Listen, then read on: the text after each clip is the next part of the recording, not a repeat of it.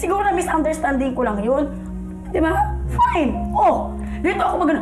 Kasi parang nilalabas ko ng expression ko. Ayokong umiyak, Itay. Dahil sa ganito, no way. Oh, gusto ko na umiyak. Oh, tapos ka na. Tapos na.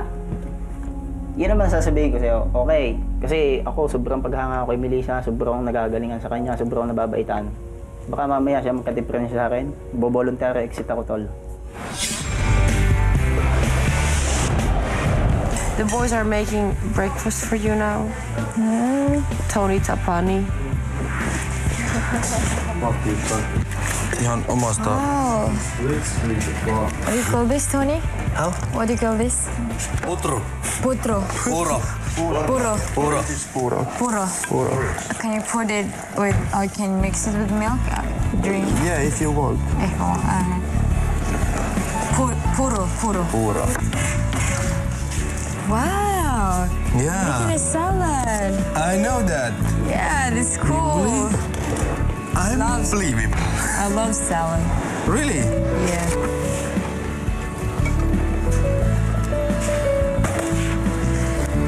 Sauce cold. And the bread looks so nice. Yeah. What's bread here? Leipä. Leipä. Yes. Yeah. Leipä. Leipä. Kurku. Tomato. Leipä, tomaatti. Tomato. And banani. Banana. It's saging in Philippines. Sagin. Saging. Yeah. Banana. Banani. Banana. Aso. Aso. Okay. In Finland, aso. In Philippine, dog. In Philippines, it's a dog. No! Is that okay? No, I had it perfect. I didn't break it. Really, really friendly. When I want to do something, drink cafe, they help. Okay, there's water and there's cafe and what do you want to eat? Do you want egg? Really, really friendly. Daddy, but inuhog-tuhog. I want to cook someday. Hanging around, I guess. Made by aso. With love, I guess. Wow, there's like a lot of food here. Yeah. Not every morning. Not every morning. It's just now. for you, because Yes! you have to show you. Kung naging masagana ang gahan ng House A at sa Finland, iba naman ang sitwasyon ng House B na natalo sa weekly task. Itlog at kanto na lang. Tapos mamayang tanghali, bulang lang at sabaw. Ako rice, over rice ko. Busog na ako dyan. Puro rice lang. Lang ulam, ha? Yun lang sa'yo, ha? Hindi, maraming ulam. Hindi, anong maraming ulam? May ulam din ako, Ana. Yun na ang nasabi mo, eh. Sabi mo na wala na yung... Yung gulay lang. Kaya touch din na yan. Kanin lang ang sinabi mo, yun na lang. Gulay lang, sabaw na lang. Wala. Ay, naku. Kasama-sama talaga ng mga boys natin. Masarap ang lumipat sa kabila. Natalo ka. Ayun, gusto nang lumipat sa kabila, kuya. Kasi may pagkain pa dun. Ala, ipagpapalit pa tayo nito ng pagkain ko. Pagpapalit mo guys, pagkain. Hindi, joke lang yun. Isa-isa namang inalam ni Kuya ang saloobin ng House B tungkol sa kanilang pagkatalo. Karamihan po sa amin sa bahay ay lalaki. And yung lalaki talaga mabilis mag-give up sa mga very detailed na mga trabaho. So nakita namin yun kay Delio, kay Jason na mga after a while na tinry nila, give up na sila kaagad. Sa akin, kuya, walang problema. Hindi naman laging panalo. Siyempre laging may talo din. Ayaw ko sa kanila kung anong pakiramdam nila. Pagka doon, siyempre, malungkot ng kaunti. Pero alam naman namin na easy kami nung una, kaya parang sa isip ko din, di rin ako nakatulong nung una dahil kala ko mahirap. Nung pahuli na lang ako natulong. Naramdaman ko lang na nung una, siyempre baka ako dun sa nangyari dahil nga hindi ako masyado nakatulong sa kanila. Parang naisip ko na baka meron din akong pagkukulang kaya kami natalo.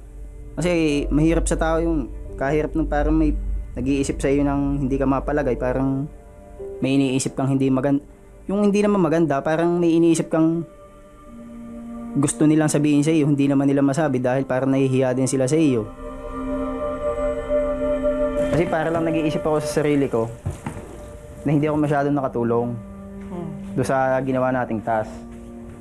Kasi tuloy, napapaisip ako, baka mamaya isa sa inyo nag-iisip sa akin na parang kung tumulong ka sana, baka nanalo.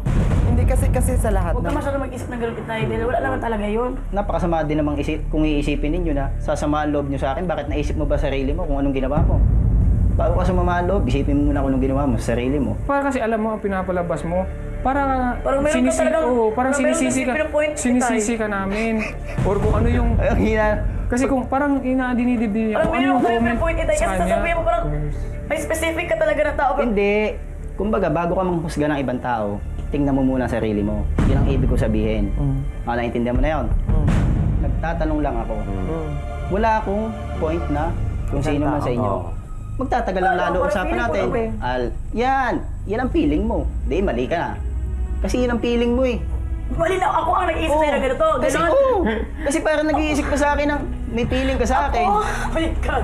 Tinatanong ko lang kung may sama kayo ng loob. Ang sagot nyo, wala. O tapos. O bakit mo sinasabi kayo na baka huwag kayong kumanyan, gano'n. Tapos parang nakuhaan ko lang yung sinabi niya kanina. Mel. Guys, ako. Relax na, Mel. Halika na. Sabi mo, hindi ka na magsasalita. Relax na, Mel. Yung gano'n, sabi ni Delio, yung nagtanong lang. Pero Nagtanong lang siguro siya. Pag-deliver niya ng yung sinasabi niya, parang, ako din, yung din. Kung mamasamain nyo talaga, masama. Waste ako ng sama ng loob sa iyo. Maka-hurt ang heart ko. Pero no medyo way. negative kasi siya eh. Hindi pwede pag-usapan yung taon. Nakuha mo na yung sagot na hinahanap mo? Nakuha mo Nakuha na yung sagot na hinahanap mo? Yung kontento ka na sagot na hinahanap mo? Nakuha mo na yung Ba't ganyan ka sa akin? Iba na yung pagkano mo sa akin na. Isa lang naman ang inintay kong sagot. Wala. Tapos. Yun lang, kung may galit, yun sa kanya. Usap lang tayo para mag-away. Basta meron tayo natutunan doon. May Hindi natutunan anak tayo sa nag-uusap task. dahil para mag-away. Para magkaayos. Huwag mong masyadong anuhin ang utak mo. Para isip ko lang, para isip ko lang. Basta pagka magpapaliwanagan tayong ganito, may nahon. Alam mo yun, dahil pagka ikaw nagsimula ka ng medyo pasigaw, isipin ng iba. Kagaya ni Delio, pasigaw siya kung magsalita. Pero medyo mataas lang yung boses. Mataas yung boses niya. Parang kasi mahilig ka mag-interrupt ng ano eh. Kasi nga, tol. Question room. Ayan, ako mo. Wala ka sa akong question room. Ay, nako, Melissa. Hindi ko alam sa'yo. Ayoko nang makipag-ano sa'yo, ha? Kasi pangit nung nakikita mo eh. Ang pangit. Naglalabas lang ako ng expression ko, Itay. Ang pangit, Melissa. Hindi maganda yung ganyan ginagawa mo. Relax lang kayo, guys. Kasi ganyan pa yung magiging reaction mo. Akalain mo Ikaw, Itay, ang hindi mo matanggap sa sarili mo kung mali ka ba o tama. Dapat aksipin mo kung anong sinasabi ng iba sa'yo. Ano ba sinasabi ko? Wala naman. O sige, anong sinabi Yun ang mo sa sinasabi akin? niya sa'yo, di ba? Yun ang sinasabi niya sa'yo na minsan ikaw ang parang namuno. Para sa amin, wala lang. Pakinggan mo na ako. Huwag ka. Sige. Huwag mo na ganyan-ganyan dyan. Kaya nga nagsasabi siya ng ganun kasi meron siyang napansin. Sa akin? Meron siyang napansin sa'yo. Kaya accept mo na lang kasi normal yun eh.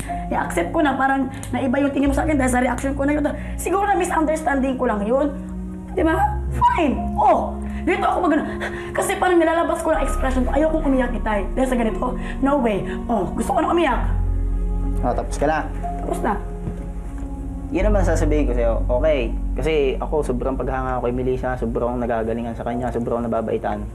Baka mamaya siya magka-difference sa akin. Bo-voluntary exit ako, tol. Hindi, tol. Voluntary ako.